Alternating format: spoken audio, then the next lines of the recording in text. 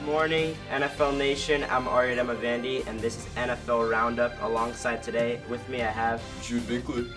And we will be talking about Week 4's predictions and the Thursday night massacre Rams did with the Vikings. So, about Thursday night last night, was there any surprises or? Well, going in, we were both at the game, by the way. And it was a great atmosphere. You'd agree. Yeah. I sat kind of in the Vikings section right behind the. So I was in enemy territory, where they were doing like the skull the whole time. But after the Rams took a good lead late in the second, that kind of died down. Yeah, they came out strong, the Vikings fans. So props to them. They played a good game against us. It was a tough earned win for the Rams. So yeah, and going into Week 4, we have the Cincinnati versus Atlanta, with Atlanta favored 3.5 points. Who do you think would win that game? So the Bengals are 2-1 this year in a weaker division. Yeah. And Falcons are home. I don't know if it's their first home game of the year or not. I'm going to take a guess and say no. But they have receded a little bit. Matt Ryan's not playing as well as he has past seasons. This game could go either way, but ultimately I think Atlanta in a home field advantage situation. Yeah. I have Atlanta winning by a field goal in the end of the game. I have it tied up, and then Atlanta wins it in the end with the field goal. All right. A good game, again, Chicago versus Tampa Bay. This is a really good game. Fitzpatrick up against Mac. You know, I'd love to watch this game, except it's at 10 in the morning, and, Sunday I'm going to be sleeping in. But Khalil Mack and that Bears defense, I picked them in fantasy. They've been doing incredible for me up against the Buccaneers, who have had a pretty flashy offense, but really no D. I think that's where the Bears are going to win it. Big game, Dallas and Detroit at 10 a.m. Who do you have winning this one? Neither of these teams have done anything special. Yeah. We're going to wait for Zeke to pop off because he's going to do that at some point this season. Ultimately, Zeke's incredible.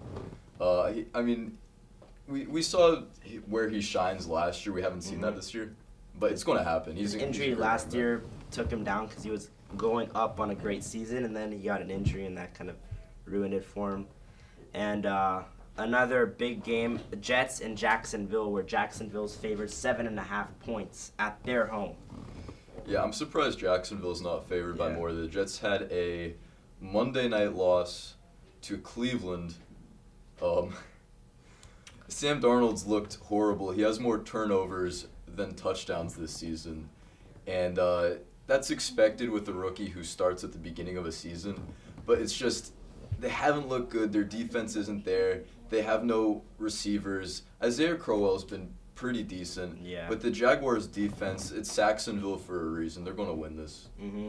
I have Jags' defense as maybe the second best defense behind the Rams, because just the Rams' defense continues to impress with Sue, Donald, and then you have Peters, and unfortunately Talib got injured, but they have Sam Shields backing that up too. So I have Jags winning that game just because they have Ramsey, just the whole defense is ready, and I don't think Jets can power down with Darnold and Crowell. And lastly, Monday night, Kansas City versus Denver in Denver's home. KC's favored 5.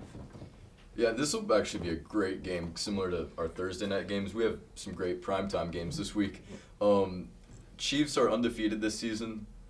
Mahomes been looking incredible. Insane. This guy's unstoppable. Yeah, I would say what we've seen so far, best quarterback in the league right now with his first 3 games. And he's young. He's going to grow more. He's got an incredibly high ceiling against a pretty decent Broncos team, but ultimately I think Kansas City can win this decisively. I think KC is going to win, but I don't think it's going to be a blowout like their past games have been going for them, because just considering it's in Denver, Denver has some pretty big die-hard fans. It's going to be a tough atmosphere for them to win it. That's going to be a good game. So that's going to wrap up Beverly Hills NFL Roundup. Stay tuned. We're going to have more episodes, and signing off.